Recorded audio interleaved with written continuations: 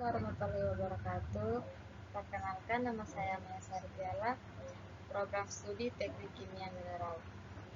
Hari ini saya akan mempresentasikan tugas PPT saya yang berjudul Pengantar Pengolahan Mineral Logam.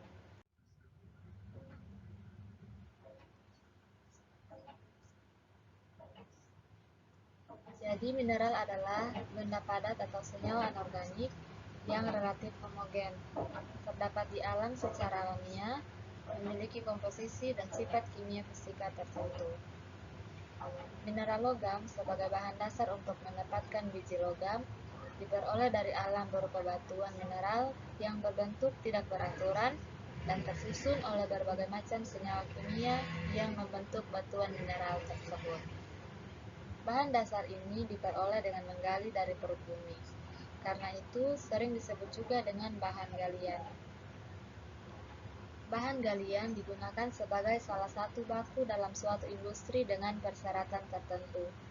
Untuk itu, harus dilakukan pengolahan sebelum dipergunakan. Pengolahan bahan galian merupakan proses pemisahan mineral berharga dari mineral tidak berharga, yang dilakukan secara mekanis, menghasilkan produk yang kaya mineral berharga atau konsentrat, dan produk yang mineralnya berkadar rendah atau tailing. Proses pemisahan ini didasarkan atas sifat fisik mineral maupun sifat kimia fisika permukaan mineral dan diupayakan menguntungkan. Kemudian macam-macam bahan galian. Yang pertama adalah bahan galian logam atau biji atau biasa disebut dengan ore. Ore adalah bahan galian tambang yang mengandung mineral logam berharga. Dari pengolahan dapat diambil dan dimanfaatkan logamnya, seperti timah putih, besi, tembaga, nikel, emas, perak, dan lain-lain.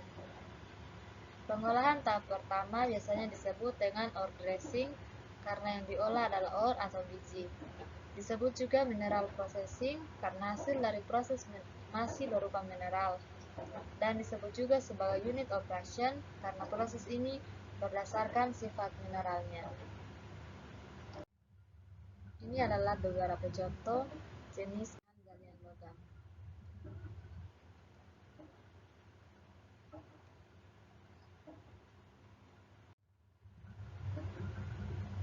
Yang kedua adalah bahan galian energi. Merupakan bahan galian yang dimanfaatkan untuk energi, seperti minyak bumi dan batu bara. Agar batu bara dapat memenuhi kriteria pasar, maka harus dilakukan pengolahan dan dengan pencucian. Yang ketiga, bahan galian industri.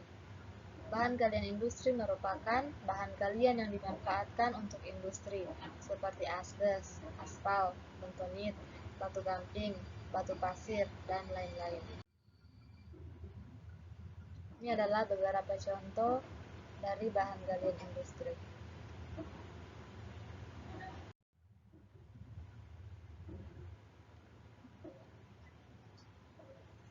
Penggolongan bahan galian industri berdasarkan pemanfaatannya. Yang pertama, bahan galian industri adalah bahan galian tambang bukan biji yang digunakan sebagai bahan baku industri. Penggunaan dalam industri banyak ditentukan oleh sifat fisika seperti warna, ukuran partikel, kekerasan, plastisitas, daya serap, dan lain-lain. Bahan bangunan atau bahan galian konstruksi tidak lain adalah bahan galian industri yang belum disentuh rekayasa teknik. Oleh sebab itu, dengan semakin majunya rekayasa teknik, tidak tertutup kemungkinan jenis bahan galian industri akan bertambah jenisnya. Berbagai klasifikasi bahan galian industri telah dipublikasikan oleh para ahli, namun sampai saat ini masih terus didiskusikan. Para ahli tersebut umumnya mengelompokkan bahan galian industri berdasarkan pemanfaatannya, misalnya Notzeller.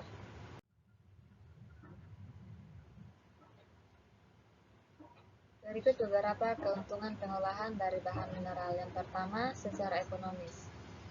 Secara ekonomis, mengurangi ongkos angkut tiap ton biji logam dari lokasi penambangan ke pabrik pengolahan, karena sebagian mineral tidak berharga telah terbuang selama proses pengolahan dan kadar gizi sudah ditingkatkan. Bagian B, mengurangi jumlah flux yang ditambahkan dalam peleburan, serta mengurangi logam yang terbuang setelah bersama siang. Kemudian mengurangi biaya peleburan logam yang dihasilkan, sebab dalam peleburan tones logam yang dihasilkan lebih banyak dalam waktu yang sama bila dibandingkan dengan peleburan tanpa diawali dengan pengolahan bahan mineral. Yang kedua, keuntungan secara teknis. Pengolahan bahan galian akan menghasilkan konsentrat yang mempunyai kadar mineral berharga relatif tinggi, sehingga lebih memudahkan untuk mengambil metalnya. Ada kemungkinan konsentratnya mengandung lebih dari satu mineral, dan ada kemungkinan dapat diambil logam yang lain sebagai hasil sampingan.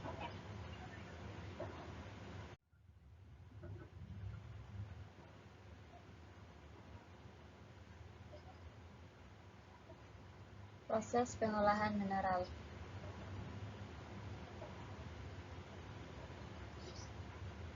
Yang pertama, preparasi. Preparasi yaitu merupakan proses persiapan sebelum dilakukan proses konsentrasi. Dalam preparasi ini ada beberapa tahap, yaitu 1. Kominusi. Kominusi ialah mereduksi ukuran butir sehingga menjadi lebih kecil dari ukuran semula. Hal ini dapat dilakukan dengan crushing atau grinding. Grinding digunakan untuk proses basah dan kering, sedangkan crushing digunakan untuk proses kering saja. Selain untuk mereduksi ukuran butir, kominusi dimaksudkan juga untuk meliberasikan biji, yaitu proses melepas mineral tersebut dari ikatan yang merupakan gangguan mineral. Untuk melakukan hal ini digunakan alat crusher dan grinding mill. Yang kedua, sizing. Sizing ialah pengelompokan mineral. Dalam pengelompokan mineral ini dapat dilakukan dengan cara yang pertama, screening. Screening ialah pemisahan besar butir mineral berdasarkan lubang ayakan, sehingga hasilnya seragam. Yang kedua, classifying. Ialah pemisahan butir mineral yang mendasarkan atas kecepatan jatuh material dalam suatu media, air atau udara, sehingga hasilnya tidak seragam. Alat untuk melakukan screening disebut screen, dan alat untuk melakukan classifying disebut classifier.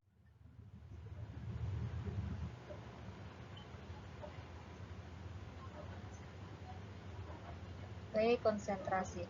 Konsentrasi yaitu suatu proses pemisahan antara mineral yang berharga dengan mineral tak berharga, sehingga didapat kadar yang lebih tinggi dan menguntungkan. Pemisahan ini ada beberapa cara yang mendasarkan atas sifat fisik mineral. Di antaranya adalah yang pertama, warna, kilap, dan bentuk kristal. Konsentrasi yang dilakukan dengan tangan biasa atau hand picking. Yang kedua, specific gravity atau gravity concentration adalah konsentrasi berdasarkan berat jenisnya. Dalam hal ini ada 3 macam, yakni flowing film concentration, jigging, heavy media separation, and heavy liquid separation. Yang ketiga, magnetic susceptibility. Setiap mineral akan memiliki sifat kemagnetan yang berbeda, yakni ada yang kuat, lemah, dan bahkan ada yang tidak sama sekali tertarik oleh magnet. Berdasarkan sifat kemagnetan yang berbeda-beda itulah, mineral dapat dipisahkan dengan alat yang disebut magnetic separator. Yang keempat, conductivity. Mineral itu ada yang bersifat konduktor dan non-konduktor. Untuk memisahkan mineral jenis ini, diperlukan alat yang disebut high tension separator, dan hasil yang didapat adalah mineral konduktor dan non-konduktor. Yang kelima, sifat permukaan mineral. Permukaan mineral itu ada yang bersifat senang dan tidak senang terhadap gelembung udara. Mineral yang senang terhadap udara akan menempel pada gelembung udara, sedangkan mineral yang tidak senang terhadap udara tidak akan menempel pada gelembung udara.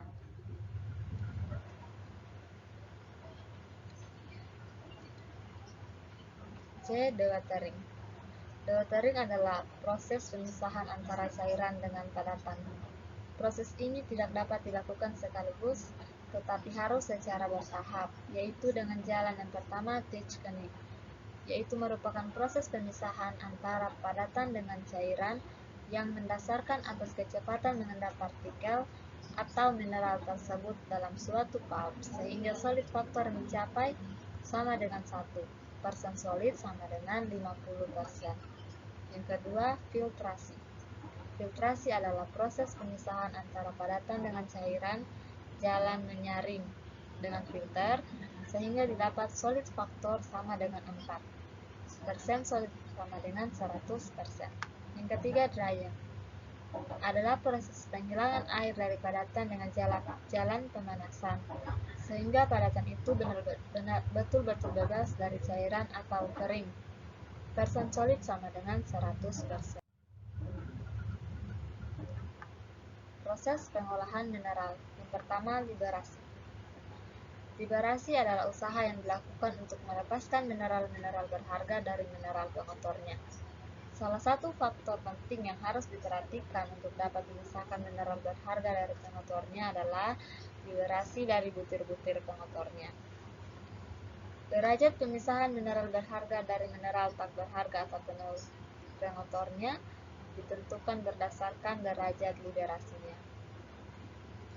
Derajat liberasi merupakan perbandingan antara berat mineral yang sudah bebas sempurna terhadap berat mineral tersebut seluruhnya. Prinsip pengolahan mineral terdiri dari liberasi dan konsentrasi. Liberasi adalah pembebasan mineral berharga dari pengotornya, sedangkan konsentrasi adalah pemisahan antara mineral berharga dengan pengotornya. Liberasi ini dapat dilakukan melalui proses kominusi atau pengecilan ukuran. Semakin kecil ukuran dari biji yang diproses, maka semakin bersih biji dari kontaminannya. Namun, pengecilan tersebut memerlukan energi yang besar, sehingga biaya operasi dapat menjadi tidak ekonomis. Karena itu diperlukan informasi mengenai ukuran butir mineral berharga dengan melakukan mineralogi dengan mikroskop. Informasi ini dapat menjadi dasar penentuan ukuran biji yang tepat pada proses kominusi. Setelah biji terliberasi, maka proses dilanjutkan dengan pemisahan mineral berharga dari pengotornya atau konsentrasi. Metode-metode untuk mengkonsentrasi biji dapat diklasifikasikan menjadi 5, yaitu pemisahan berdasarkan optikal atau sorting, densitas, gravity concentration and dense medium separation, sifat permukaan dari mineral, flotation, sifat magnetic separation, dan sifat konduktivitas listrik, electrostatic separation. Pemilihan metode disesuaikan dengan sifat fisik dari biji. Sebagai contoh, konsentrasi mineral dengan dense medium separation. Selanjutnya adalah kadar. Kadar merupakan perbandingan antara berat mineral tertentu A terhadap berat mineral keseluruhan. Grain counting adalah salah satu metode yang digunakan untuk mengetahui kadar dari suatu sampel, konsentrat mineral berat, sayatan poles, maupun sayatan tipis. Dengan membandingkan antara persen volume suatu mineral tertentu terhadap mineral secara keseluruhan. Umumnya, analisa ini dilakukan untuk mendeteksi mineral-mineral logam yang mempunyai densitas yang lebih besar dibanding mineral pengotor.